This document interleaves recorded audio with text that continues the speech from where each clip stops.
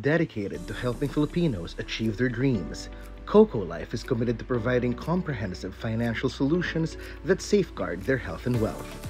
This is why Coco Life takes pride in its sales force, who go above and beyond in fulfilling this commitment. They are the agents of change. Coco Life's committed sales force brings forth change in both their clients and their own respective lives. Meet Coco Life's agents of change in Luzon: Joyce Alvarez, Julius Pacheco, and Rosalie Villanueva, and see how they empower their clients and loved ones with a financially secure tomorrow in their everyday lives. Join Julius as he shows his typical afternoon as a top agency sales director who is always on the go. As he shares a glimpse into his path toward success, Julius also shares his journey of selflessly providing for his family while meeting the demands of being an agent of change. Hello guys, my name is Julius Pacheco, and today, join me as we go through a usual day of my life as a Coco Life financial advisor. Let's go! I love traveling. I love to see different places and taste different kind of food. Habang nagbabiyahe ako, nakakapagplano ako hindi lang para sa sarili ko, para sa trabaho. Habang nagbabiyahe din ako, ina-analyze ko kung ano yung mga susunod kong gagawin para sa aking ahensya. Noong 2010, in-invite ako ng dati kong regional manager na mag-join sa Coco Life bilang agency sales director. And then, nung research ko yung company profile at job description, in-accept ko yung position. Ang mag-handle para sa akin ng isang agent ay very challenging. Kasi unang-una, hindi lang naman trabaho ang pag-uusapan ninyo, minsan pati personal na buhay. Kaya ako bilang isang manager, isang kapatid na rin, at minsan bilang isang magulang para sa kanya.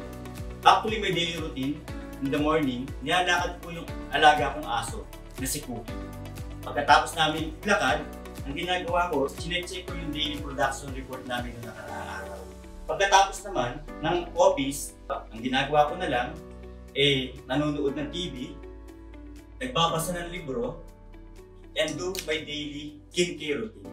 Ang naging secret of success and inspiration para sa akin, pinaranasan ko nung bata pa ako. Maaga na wala yung aking mga magulang, kasabay nung ang bumagsak ang aming negosyo. Dahil marami kami magkakapatid, yung iba mga kapatid ko yung maaga nag-asawa, hindi nakapagtapos ng pag-aaral.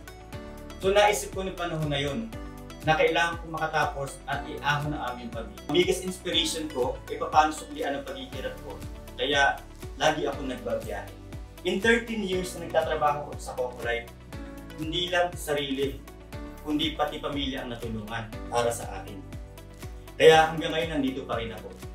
Naalala ko 13 years ago, pumunta ako dito sa Coco Life.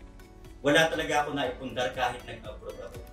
Pero ngayon ang maisasabi ko lang, nagkaroon ako ng sarili kong bahay, sarili kong kotse, rental properties, farm.